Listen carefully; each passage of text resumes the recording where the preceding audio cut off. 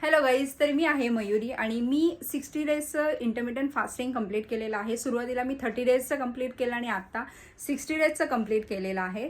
तर ॲक्च्युली मी easily complete केलेलं आहे. मला कोणताही त्रास झालेला नाही आहे अजिबात. तुम्ही पहिल्या दिवसापासून 60 डेजपर्यंतचे व्हिडिओ तुम्ही बघू शकता. आणि याच व्हिडिओमध्ये मला मध्ये काही कमेंट्स अशा सुद्धा आल्या, जास्त नाहीत पण काही कमेंट्स अशा सुद्धा आल्या होत्या की तुम्ही जे करताय हे चुकीचं करताय, तुम्हाला काही वेळानंतर थकवा येईल किंवा डेफिशियन्सी येईल काही. तर म्हणून यांचाही विचार मी करता एक रिपोर्ट ब्लड टेस्टचा केलेला आहे. कारण मी जे काही केलं आहे ते कोणाचाही सपोर्ट करताना न घेता केलेला आहे, मी स्वतःच केलेला आहे.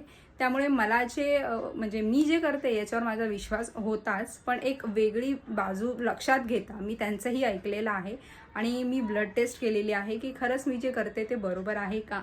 हा विश्वास नाही आहे, ॲक्च्युली डाऊट आहे की मी जे करते ते बरोबर आहे ना यासाठी. तर म्हणून मी माझ्या डॉक्टरांना सुद्धा विचारलं, तर त्यांचं असं म्हणणं होतं की जर तुला काहीच त्रास होत नाही आहे तर अजिबात करायची गरज नाही आहे. पण तरीही मी केलेले आहेत.